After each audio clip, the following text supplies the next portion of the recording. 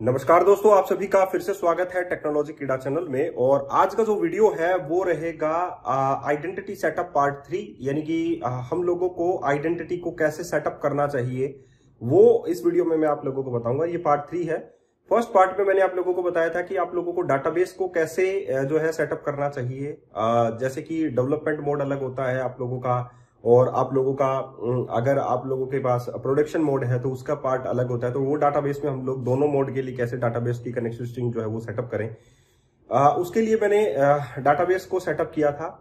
यहां पर आप लोगों के पास दूसरा जो फेज है वो मैंने कल बताया था कि भाई आप लोगों को मॉडल की वैलिडेशन जो स्टेट है, जैसे कि मॉडल स्टेट है वो कैसे सेटअप करनी चाहिए, या हमारे पास जो जेसन का डेटा आता है उसको सीरियलाइज डीसीरियलाइज करने की जो फॉर्मेटिंग स्ट्रिंग होती है, जो सेटिंग्स होती है, वो हम लोग कैसे करें। तो ये सारा हम लोगों ने कल डिस्कस किया था। आज हम लोग ऑप्शंस को सेटअप करेंगे। कुछ बहुत सारे ऐसे ऑप्शंस होते हैं जो हम लोग प्रोग्राम.cs फाइल से लेते हैं। जैसे कि अगर हम लोग बात करें डाटाबेस ऑप्शंस की ही, तो डाटाबेस में भी बहुत सारे ऐसे ऑप्शंस होते हैं जो कितनी बार जो है डिले हो सकता है डाटाबेस का कनेक्शन क्रिएट करने में, मैक्सिमम जो ट्राई है वो कितनी बार डाटाबेस कनेक्शन की कर सकते हैं। दैट इज द ये हम लोगों के पास ऑप्शंस होते हैं डाटाबेस की।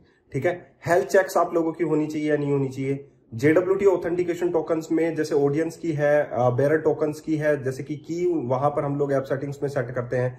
हेल्थ चेक्स मैंने आप लोगों को बता दिया। वैलिडेशंस जो है हम लोग कैसे सेटअप करें, तो ये सारा का सारा हम लोग इसी में सेट करेंगे। वैलिड इसमें जैसा कि मैंने आप लोगों को बताया कि आइडेंटिटी को कॉन्फ़िगर करने के लिए ये एक बेस्ट से बेस्ट जो प्रैक्टिस है वो मैं आप लोगों को यहां पर डिस्कस कर रहा हूं कि ऐसे हम लोगों को एक हमारा रेस्ट एपीआई है वो हम लोगों को डिजाइन करना चाहिए। देखिए दोस्तों, मेंबरशिप जो है, अब मैं मेंबरशिप के बारे में बता देता हूं। बहुत बार लोगों ने मुझे मैसेजेस किए हैं और मुझे रोज मैसेजेस आ रहे हैं अभी तो कि आपका जो कंटेंट है उसकी वजह से पढ़ने के बाद हम लोग जो है एक अच्छा प्रिपरेशन कर पाए हैं, अच्छा जॉब लग पाए हैं। और मुझे गर्व है इस बात पर कि अगर मेरे कंटेंट की वजह से बहुत सारे लोग जॉब लग रहे हैं तो मैं आप लोगों को यही कहूंगा दोस्तों, ये मेंबरशिप आप लोगों के लिए 600 रुपीज है, लेकिन 600 रुपीज आप लोगों को 6 लाख का पैकेज दिला रहा है, 14 लाख का पैकेज दिला रहा है, किसी को 20 लाख का पैकेज दिला रहा है। और 600 रुपीज जो है आप लोगों के लिए बहुत कम राशि है, क्योंकि अभी जो मेंबरशिप मैं प्रोवाइड आप लोगों को कर रहा हूं वो इसी सिनेरियो के बेसिस पे कर रहा हूं कि एक बार के लिए सभी जॉब लग जाएं। ठीक है, तो मेरा मेंबरशिप प्लान क्या है मैं आप लोगों को बता दूं। इस 600 रुपीज में मैं आप लोगों को कंप्लीट ASP.NET कोर के ट्यूटोरियल, कंप्लीट ब्लेजर के, कंप्लीट रिएक्ट के, कंप्लीट एंगुलर के, ये सारे वीडियो ट्यूटोरियल दूंगा। ठीक है, उसमें आप लोगों को जो है अभी एंगुलर का कोर्स जो है वो चल रहा है, और वो सिंपल वीडियो ट्यूटोरियल नहीं है, ये प्रोजेक्ट बेस्ड वीडियो ट्यूटोरियल मैं आप लोगों को प्रोवाइड कर रहा हूं। तो कंपनी में कैसे काम करना है ये भी आप लोगों को बताया जाएगा। स्टैंडर्ड लेवल का जो प्रोजेक्ट है वो कैसे डिजाइन करना है वो भी बताया जाएगा। आर्किटेक्चर लेवल कैसे डिजाइन करना है वो भी बताया जाएगा। .NET कोर में हम लोग जो है मोनोलिथिक मॉड्यूलर आर्किटेक्चर के ऊपर काम करते हैं तो वो कैसे करते हैं, माइक्रो सर्विस आर्किटेक्चर के ऊपर काम करना है तो वो कैसे करते हैं, JS हम लोगों को कैसे कॉल करनी होती है। ये सारा का सारा पार्ट आप लोगों को 600 रुपीज में कवर होने वाला है। और 600 रुपीज में आप लोग जो है SQL सर्वर है आप लोगों का, तो आप लोगों की ओवरऑल जो प्रैक्टिस है वो भी हो जाएगी आप लोगों की इसमें। यानी कहने का मतलब है कि इंटरव्यूज की प्रिपरेशन भी हो जाएगी और आप लोग जो है जॉब भी लग जाएंगे, जॉब में अच्छा काम भी कर पाएंगे, सिर्फ और सिर्फ 600 की इस मेंबरशिप की वजह से। अगर आप लोगों को ये मेंबरशिप ज्वाइन करनी है तो वीडियो के डिस्क्रिप्शन बॉक्स में जाइए, वहां पर एक गूगल फॉर्म मिलेगा, उसे आप लोगों को फिल करना है एंड फाइनली आप लोगों की मेंबरशिप जो है वो स्टार्ट हो जाएगी। मेंबरशिप जो है वो बहुत सारे लोगों का करियर जो है वो बना चुकी है। और मैं यही कहूंगा दोस्तों, जिन्होंने अभी तक मेंबरशिप नहीं ली है वो लोग जो हैं एक यूट्यूब पर वीडियो देखने के बाद स्कैटर हो रहे हैं इधर उधर। उनको लगता है कि मैं ये भी सीख लूं, उनको लगता है मैं भी ये भी सीख लूं, लेकिन मैं एक पाथ आप लोगों को प्रोवाइड कर रहा हूं कि अगर आप लोग डे टू डे अगर ये सारी चीजें पढ़ते हैं तो 100% आप लोग जो है जॉब लगेंगे, आप लोगों को एक अच्छी नौकरी मिलेगी, आप लोगों को एक अच्छा नॉलेज मिलेगा। और बहुत सारी ऐसी चीजें हैं जो मैं आगे बताने वाला हूं। और 600 रुपीज में सिर्फ इतना ही नहीं है, आगे भी आप लोगों को कोर्सेज मिलते रहेंगे, चाहे वो ML.NET का हो, चाहे मशीन लर्निंग हो, चाहे आप लोगों को गिटहब को पायलट से आप लोगों को कैसे कोड बनाना है, कैसे सिखाना है, ChatGPT से कैसे बनाना है सिखाना है, ये सारा मैं आप लोगों को इंक्लूड करूंगा उसमें। तो आज आप लोगों को ये 600 हो सकता है कि किसी लोगों को ज्यादा लगे, लेकिन मैं ये गारंटी के साथ कह सकता हूं कि जो लोग मेरा कंटेंट रीड करेंगे वो 100% ये कहेंगे कि 600 रुपीज में तो कोई कोड नहीं मिलता है। मैं आप लोगों को इतने सारे प्रोजेक्ट दे रहा हूं, कोड दे रहा हूं, कंप्लीट वीडियो ट्यूटोरियल दे रहा हूं, उसका रीजन सिर्फ इतना सा है, मुझे मेल जो मिलता है कि सर मैं यहां पर जॉब लग चुका हूं, वो मेरे लिए बहुत बड़ी बात होती है। तो आज का जो है मेरा वो यही है कि हम लोगों को आइडेंटिटी सेटअप करना है। बेस्ट प्रैक्टिस हम लोगों को सीखनी है कि आइडेंटिटी सेटअप में कौन कौन से फेज हैं जो हम लोगों को करने चाहिए, हर एक प्रोजेक्ट में हम लोगों को करने चाहिए, वो हम लोग अभी कोड पैनल पर आप लोगों को बताऊंगा, ठीक है। और कौन कौन सी क्लासेस हैं जो इसमें हम लोगों को बनानी चाहिए, जो आप लोगों के लिए बहुत ज्यादा यूजफुल है और आप लोगों को बनानी भी चाहिए वो सारी चीजें, ठीक है। तो चलिए हम लोग चलते हैं और आप लोगों को बताते हैं कि कैसे हम लोगों को आइडेंटिटी सेटअप का ये तीसरा पार्ट जो है रेस्टफुल एपीआई का हम लोगों को एक बेस्ट प्रैक्टिस के अंदर इंक्लूड करना चाहिए। चलिए चलते हैं। ये है हमारा मेंबरशिप जिसकी फीस सिर्फ 600 रुपीज है, लेकिन आप लोगों को 600 रुपीज में .NET कोर, डैकपार, REST API, Angular, Entity Framework Core, MS test unit, .NET Blazor, unit testing, HTML, jQuery, CSS, SQL server और रिएक्ट, इन सभी पर ही नहीं आगे भी वीडियो ट्यूटोरियल मिलते रहेंगे और साथ ही आप लोगों को कंप्लीट प्रोजेक्ट भी मिलेगा, यानी कि कंप्लीट सोर्स कोड भी मिलेगा और ये प्रोजेक्ट बेस्ड रहेंगे सारे के सारे ट्यूटोरियल। तो आप लोगों को बहुत कुछ सीखने को मिलने वाला है। जो आप लोग कंपनी में काम करेंगे, इंटरव्यूज की प्रिपरेशन जो लोग कर रहे हैं उनके लिए भी बेनिफिट है और ये कंप्लीट रोड मैप है, कहीं से भी कोई भी क्वेश्चन उठाया ऐसे नहीं गया है। अगर आप लोगों को लिटरली कुछ सीखना है, .NET में जॉब पानी है, तो आप लोग ये आसानी से पा सकते हैं सिर्फ और सिर्फ 600 रुपीज में। आज इसकी फीस 600 रुपीज है, कल इसकी फीस बढ़ेगी, 100% बढ़ेगी। तो मैं यही कहूंगा दोस्तों कि वीडियो के डिस्क्रिप्शन बॉक्स में गूगल फॉर्म दिया गया है, उसे आप लोगों को फिल करना है एंड फाइनली आप लोगों की मेंबरशिप स्टार्ट हो जाएगी। लास्ट वीडियो में हम लोगों ने यहाँ पर देखिए कंट्रोलर को रजिस्टर किया था और ये आप लोगों की फिटनेस ऐप डॉट रजिस्ट्रेशन है, जिसमें आप लोगों के पास program.cs फाइल है। यहाँ पर सबसे पहला जो कॉन्फ़िगरेशन मैंने यहाँ पर किया दैट इज रजिस्टर कंट्रोलर, ठीक है। अब हम लोग इसी से ही आगे जो है ऑप्शन रजिस्टर कर देते हैं। तो मैं यहाँ पर लिखता हूँ रजिस्टर ऑप्शन, ठीक है। रजिस्टर ऑप्शंस जो है यहाँ पर भी ये इसको हम लोग बोलते हैं मेथड चेनिंग, ठीक है, क्योंकि ये आई सर्विस कलेक्शन का ही है और हम लोग जो है रजिस्टर ऑप्शंस भी इसी में बनाते हैं। एक नया empty class register options .cs। Register options की जगह हम लोग क्लास का जो नाम है वो दूसरा चेंज करेंगे। यहां पर रजिस्टर ऑप्शंस की जगह हम लोग ऑप्शंस रजिस्ट्रेशन कर देंगे, right. Option registration, option registration हम लोगों ने यहां पर किया और ये आप लोगों को पता है स्टैटिक क्लास होनी चाहिए और इसका जो नाम है जैसे कि मैंने यहां पर रखा है ऑप्शन रजिस्ट्रेशन program.cs में दैट इज रजिस्टर ऑप्शंस।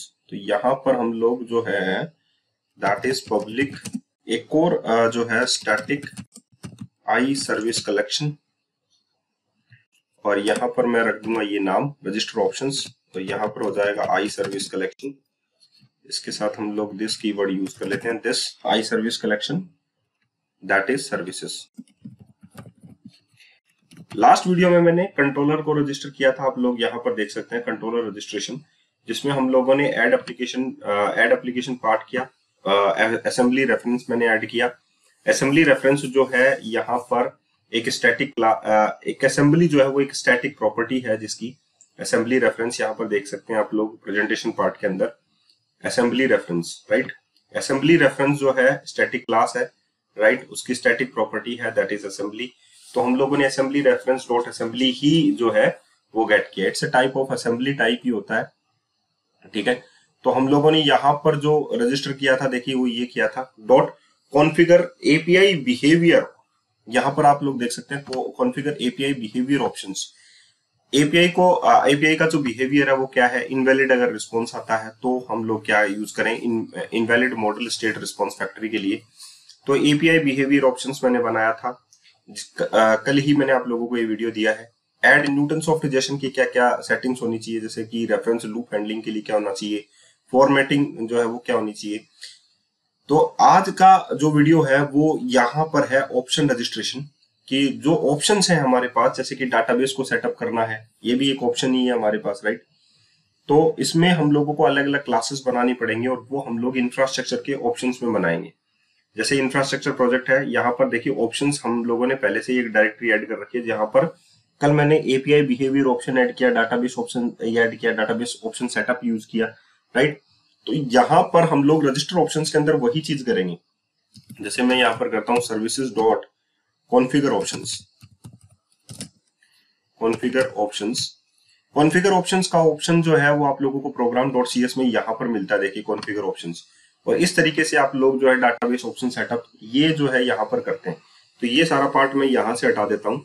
अब मैं ये जो पार्ट है डाटाबेस का जो कॉन्फ़िगरेशन है वो इस वाली फाइल में करता हूँ, ऑप्शन रजिस्ट्रेशन में कॉन्फ़िगर ऑप्शंस, और यहाँ पर हम लोग करते हैं that is database option setup. पहला कि डाटाबेस को ऑप्शन हम लोगों को डाटाबेस का ऑप्शन सेटअप जो है वो हम लोगों को करना पड़ेगा। ये बात मैंने आप लोगों को कल भी बताई थी कि हम लोगों को डेवलपमेंट मोड में काम करना है या उसमें काम करना है। तो आई कॉन्फ़िगर ऑप्शन जो हमारे पास होता है वो टी क्लास यानी कि डाटाबेस ऑप्शंस को लेता है, और इसमें हमारे पास कनेक्शन स्ट्रिंग है, और भी कई पैरामीटर हमारे पास है। जैसे कि कनेक्शन स्ट्रिंग हम लोग ले सकते हैं, मैक्स ट्राई कितनी बार है हो चुकी है, डिले कितना है, ये वगैरह हम लोग सेट कर सकते हैं। तो अभी के लिए हम लोगों ने डाटाबेस ऑप्शंस में आई कॉन्फ़िगर ऑप्शंस के अंदर यही चीज सेट कर सकी है, दैट इज कनेक्शन स्ट्रिंग। दूसरा हमारे पास यहाँ पर हो सकता है सर्विसेज डॉट, एक बार के लिए मैं यहाँ पर यही चीजें आप लोगों को बताऊंगा बस। कॉन्फ़िगर ऑप्शंस, कॉन्फ़िगर ऑप्शंस में हम लोग यहाँ पर कैश ऑप्शन सेटअप कर सकते हैं, cash option setups, right. Cash का ऑप्शन जो सेटअप है वो हम लोग यहाँ पर कर सकते हैं। कैशिंग जो होती है उसका कैसे ऑप्शन सेटअप करते हैं, तो ये क्लास भी हमारे पास होनी चाहिए।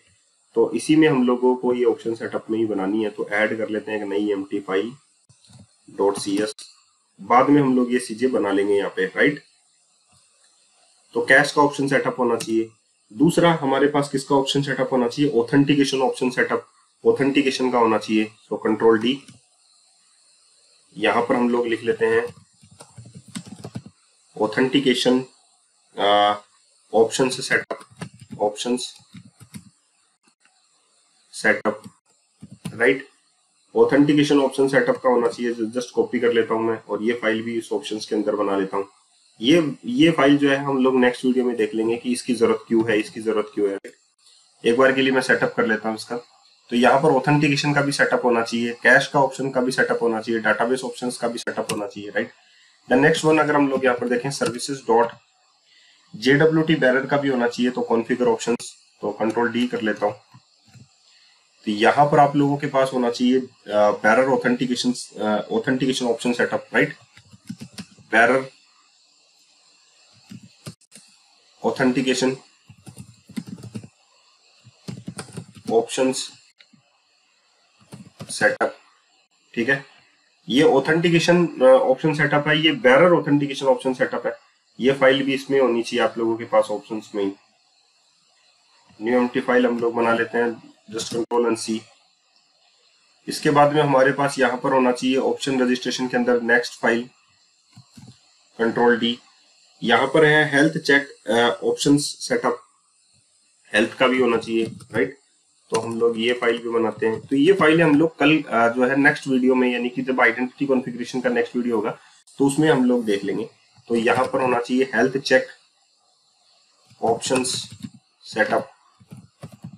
हेल्थ चेक जो है, हेल्थ यानी कि वेबसाइट का हेल्थ कैसा है, राइट, डिले कितना लग रहा है या एग्जीक्यूट होने में कितना टाइम ले रहा है वगैरह वगैरह, इसके लिए भी हम लोगों को हेल्थ चेक करना पड़ेगा वेबसाइट का। तो ये ऑप्शन सेटअप भी हम लोग यहाँ पर कर सकते हैं, new empty file this one, ठीक है। तो यहाँ पर ये चीजें भी आप लोगों को समझना पड़ेगा। ये सारा का सारा कॉन्फ़िगरेशन यहाँ पर है। इसके बाद में हम लोग रिटर्न कर देते हैं सर्विसेज को,